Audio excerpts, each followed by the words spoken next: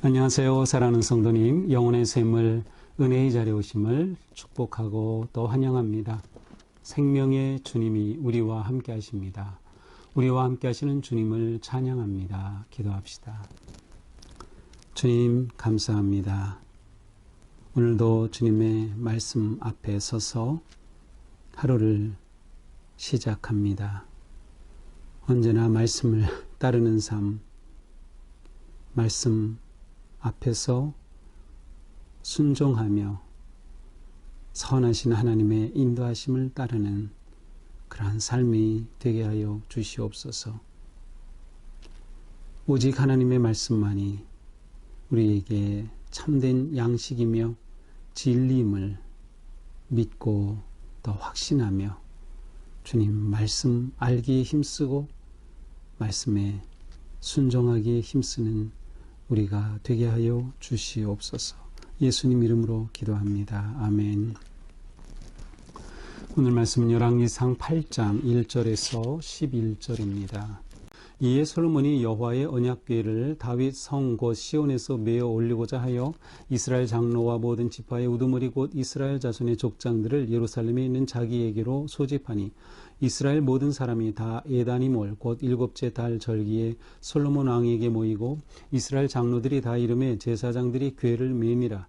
여호와의 궤와 회막과 성막 안의 모든 거룩한 기구들을 메고 올라가되 제사장과 레위 사람이 그것들을 메고 올라가매 솔로몬 왕과 그 앞에 모인 이스라엘 회중이 그와 함께 그 궤 앞에 있어 양과 소로 제사를 지냈으니 그 수가 많아 기록할 수도 없고 셀 수도 없었더라. 제사장들이 여호와의 궤를 자기의 처소로 메어 드렸으니 곧 성전의 내소인 지성소 그룹들의 날개 아래라. 그룹들이 그 궤 처소 위에서 날개를 펴서 궤와 그 채를 덮었는데 채가 길므로 채 끝이 내소 앞 성소에서 보이나 밖에서는 보이지 아니하며 그 채는 오늘까지 그곳에 있으며 그 궤 안에는 두 돌판 외에 아무것도 없으니 이것은 이스라엘 자손이 애굽 땅에서 나온 후 여호와께서 저희와 언약을 맺으실 때에 모세가 호렙에서 그 안에 넣은 것이더라. 제사장이 성소에서 나올 때에 구름이 여호와의 성전에 가득하매 제사장이 그 구름으로 말미암아 능히 서서 섬기지 못하였으니 이는 여호와의 영광이 여호와의 성전에 가득함이었더라. 아멘. 자, 성전 건축을 끝냈고 모든 인테리어를 다 거룩하고 아름답게 마무리했고 이제 성전에 필요한 모든 기구들이 제작되었습니다. 이제 오늘 말씀은 이 모든 것에 가장 중요한 한 가지 일, 곧 언약궤를 성전에 모시는 그러한 아주 역사적인 날을 오늘 본문이 보여주고 있습니다. 자, 솔로몬이 여호와의 언약궤를 다윗성 곧 시온에서 메어 올리고자 하여, 자, 성전이 지어졌고 그 성전엔 성소가 있고 지성소가 있고 그 지성소에는 이제 하나님의 언약궤가 안치될 곳입니다. 만약 언약궤가 없다면 이 성전은 아무 가치가 없어요. 그냥 돌덩어리에 불과합니다. 그냥 나무로 지은 건물에 불과합니다. 언약궤가 있을 때 진짜 성전이 되는 거죠. 이렇게 중요한 언약궤 안치가 바로 솔로몬에 의해서 진행되고 있습니다. 지금 언약궤는 다윗 성에 있어요. 예루살렘에 있는데 다윗이 한 곳에 이 언약궤를 안치했음을 알 수 있어요. 이제 성전이 지어졌으니 정말 언약궤가 있어야 할 그 자리에 언약궤를 모시는 것이죠. 그동안 언약궤는 모세가 하나님의 계명을 받아서 언약궤에 놓고 또 성막에 언약궤가 있으면서 하나님이 그곳에 임재하시고 모세에게 말씀하셨고 또 가나안에 들어갈 때 언약궤가 앞서서 홍해를 갈랐듯이 홍해가 아니라 그 시온 그 요단강을 갈랐듯이 바로 이 언약궤는 이스라엘 백성들에게 있어서 가장 중요한 초점이었어요. 왜냐하면 언약궤가 하나님이 그들과 함께 하심의 상징이고 그들과 하나님이 맺은 언약을 대표하는 것이기 때문이죠.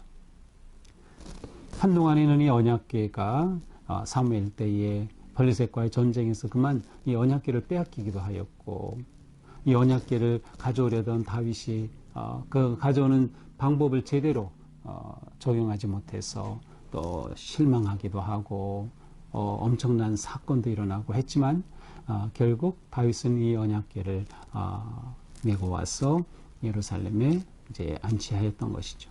자, 이 언약궤가 이제 본래의 위치 있어야 할 그곳에 오게 되는 것입니다.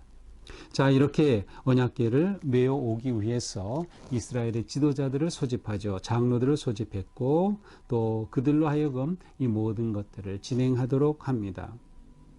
그러나 이 언약궤를 메이는 것은 장로들이 아니라 제사장이 메어야 했죠. 자, 이렇게 해서 모든 사람이 다 모였는데 이때가 언제입니까? 예단이몰 곧 일곱째 달 7월이었습니다. 7월의 절기에, 일곱째 달의 절기에 모였습니다. 자, 앞에서 우리는 성전이 완공된 것이 8월이라고 봤어요. 그렇다면 7월에 이 언약궤를 모시는 이 행사를 했다라는 것은 바로 그 해가 아닌 그 다음 해였음을 알 수 있어요. 그러니까 솔로몬이 왕위에 오른 지 11년 차 되던 해 8월에 성전 건축이 완공되었고 모든 것들이 다 준비되었고 그 다음에 7월에 언약궤를 안치하고 성전의 기물들을 성전에 안치하는 이 행사가 있었던 거죠. 자, 7월의 절기라고 하면은 이스라엘 백성들에게 있어서는 장막절입니다. 보통 이 절기는 15일에서 22일까지 장막절에 진행되는 장막절이 진행이 되는데 이제 뒤에 보게 될 열왕기상 8장 거의 끝절이죠. 8장 65절에 보면은 이러한 말씀이 있어요. 솔로몬이 7일과 7일 도합 14일간을 우리 하나님 여호와 앞에서 절기로 지켰다. 원래 일주일간의 절기인데 7일 더하기 7, 14일간 이렇게 본다면 언약궤를 성전으로 모시는 절기는 원래 장막절 절기 앞 한 주간 앞 기간 동안에 한 주 동안에 지켰다라고 추측해 볼 수 있겠습니다. 자, 이렇게 장로들이 다 이르고 제사장들이 언약궤를 어깨에 메고 옵니다. 그래서 4절에 보니까 궤와 회막과 성막 안에 모든 거룩한 기구들을 메고 올라가되 제사장 레위 사람이 그것들을 메고 올라가며 그래서 언약궤가 올라가고 그 성전 안에 두어야 할 그런 모든 거룩한 기구들을 다 메고 올라갑니다. 이렇게 솔로몬의 리더십에 따라서 언약궤를 옮길 때 모든 백성들이 어떻게 했습니까? 궤 앞에 있어서 궤 앞에서 양과 서로 제사를 지냈다. 그런데 그 수요가 너무나도 많아서 셀 수도 없었다. 이렇게 언약궤를 모시는 날 놀라운 크고 성대한 그러한 일이 또 이러한 제사가 하나님 앞에 드려졌습니다. 제사장들이 여호와의 언약궤를 자기 처소로 메어 드렸으니 그 지성소에 모신 거죠. 성전에 대해서인 지성소다. 근데 이 지성소는 우리 앞에서 그 안을 어떻게 꾸몄는지 보았죠. 그 지성소의 그룹이 20규빗인데 10규빗 되는 그룹, 똑같은 두 그룹이 위에서 10규빗 높이에서 이렇게 아래로 내려다보는 날개를 편. 그래서 두 그룹이 날개를 폈고 날개가 서로 맞닿았고 그 끝은 벽을 맞닿았다. 바로 그 아래에다가 이 언약궤를 안치하게 되는 것입니다. 그래서 그룹이 이렇게 내려다보는 그것이죠. 이 그룹은 감람나무로 제작이 돼서 우리가 앞에서 이미 보았지만 그리고 또한 금으로 덮여졌던 것이죠. 이렇게 지성소에 언약궤가 안치됩니다.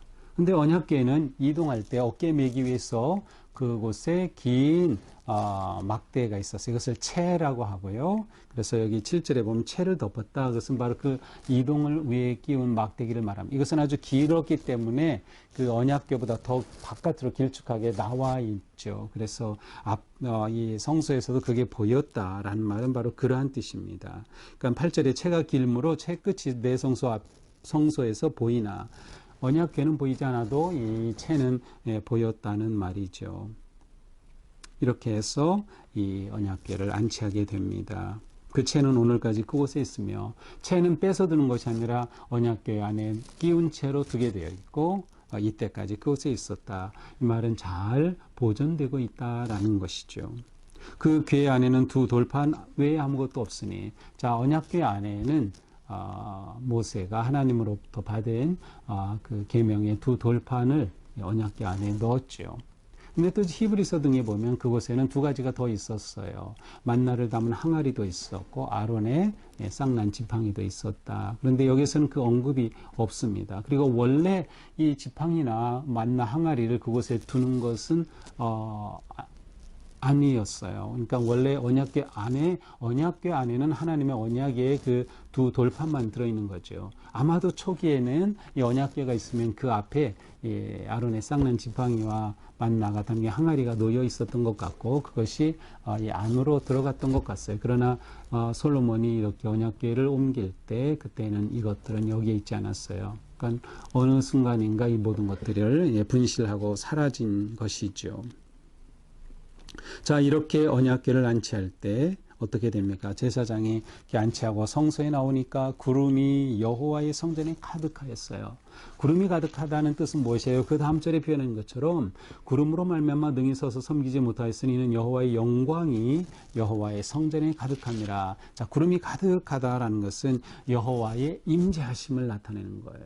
여호와의 영광이 임한 것이죠. 자, 이것은 무엇을 말해줘요? 언약궤의 안치가 바르게 되었다는 거예요. 하나님이 인정해 주신 거예요. 하나님이 받아주신 거예요. 성전 건축과 또한 지성소의 언약궤가 놓인 것을 하나님이 인정하고 받아주시고 하나님께서 그곳에 오신 겁니다. 임재하셨어요. 구름이 빽빽하여서 감히 서 있지 못할 정도로 하나님의 그 영광의 임재가 그곳에 강력하게 임함으로 이곳이 하나님의 진정한 성전이며 이것이 진정한 지성소다라고 하는 것을 하나님께서 보여주시죠. 이것의 핵심은 뭐예요? 내가 너희와 함께한다 라고 하는 하나님의 놀라운 약속의 성취고 또 이스라엘 백성들은 그곳에 하나님이 계심을 알기에 그곳을 향하여 기도하고 그 하나님을 의지하고 그 하나님을 예배하고 제사하게 되는 것이죠. 자, 이렇게 언약궤가 지성소에 안치되고 또 모든 성물들이 성전에 안치되는 내용을 우리가 보았습니다. 자, 오늘 말씀을 보면서 오늘 말씀의 가장 중요한 핵심은 뭘까요? 그렇죠. 언약궤죠. 언약궤를 안치하는 것. 언약궤에 빠진 성전은 그저 건물일 뿐입니다. 아무것도 아닙니다. 그렇습니다. 언약궤야말로 이 성전의 가장 핵심입니다. 본질입니다. 우리의 신앙생활에 있어서 핵심을 놓치면 안 돼요. 본질을 놓치면 안 돼요. 우리의 삶에 언약궤가 없는 삶은 이것은 껍데기와 같아요. 우리가 우리 안에 우리 중심에 하나님을 모셔야 된다. 내 삶의 중심에 하나님의 임재하심, 하나님의 영광을 보는 그러한 우리의 삶이 되어야 하는 것이죠. 이렇게 될 때 나는 하나님과 언약을 맺은 백성이다라고 하는 것을 우리는 기억하게 되죠. 우리는 모두 예수 그리스도의 십자가로 언약을 맺은 백성들이에요. 하나님께서 우리를 구원해 주시고 우리에게 영원한 생명을 그리고 천국의 백성으로 우리가 나아갈 그런 놀라운 약속을 그리스도 안에서 성취해 주셨죠. 그러니 우리는 바로 이 언약궤가 지성소에 있듯이 우리의 마음의 중심에 하나님이 계셔야 된다. 말씀이 있어야 한다. 하나님의 언약이 살아있어야 하는 거죠. 우리에게 언약의 상징은 무엇이에요? 세례입니다. 세례를 통해서 우리는 하나님의 언약 백성임을 기억하고 세례의 그 물을 보면서 내가 누구인가를 기억하는 거죠. 이것이 우리에게 너무나도 중요한 핵심이고 본질입니다. 하나님이 임재하시지 않는다면 하나님의 말씀이 내 안에 없다고 하면 나는 그저 몸뚱아리에 불과한 것이에요. 그러나 내 안에 하나님이 계시고 말씀이 계시고 내가 언약의 백성임을 알고 하나님을 예배하고 찬양하며 하나님 앞에 설 때 우리는 진정으로 거룩한 언약 백성으로 또한 우리가 모인 교회가 언약 공동체로 세워지게 되는 것입니다. 그러므로 우리는 하나님 중심의 삶, 하나님 언약을 굳게 붙잡는 삶, 하나님을 늘 구하며 하나님의 거룩한 임재 안에서 오늘 하루도 우리의 삶이 아름답고 거룩하고 하나님의 영광을 보는 복된 하루가 되기를 주님의 이름으로 축복합니다. 기도합시다. 주님 감사합니다. 우리를 사랑하여 주시되 십자가의 놀라운 구속의 은혜로 구원하여 주시고 영원히 죽은 우리를 그리스도 안에서 살려주시고 영원한 생명을 주시고 천국의 유업을 약속해 주신 주님, 우리가 예수 그리스도 안에서 맺은 하나님과의 놀라운 구원과 사랑의 언약을 잊지 않도록, 그래서 언제나 우리의 마음의 중심에 하나님을 모시고 하나님의 말씀이 살아있고 내가 언약 백성임을 기억하며 언약을 따르고 지키며 믿음으로 승리하며 나갈 수 있는 우리가 되게 하여 주시옵소서. 오직 하나님만이 우리의 소망이십니다. 하나님만이 우리의 능력이십니다. 하나님만 의지하고 바라보면서 하나님 중심의 거룩한 삶 승리하는 우리가 되게 하여 주시옵소서. 예수님 이름으로 기도합니다. 아멘. 네, 오늘도 우리의 삶이 언약 백성으로 세례자로서 하나님의 자녀로 승리하는 복된 하루가 되기를 축복합니다. 사랑합니다.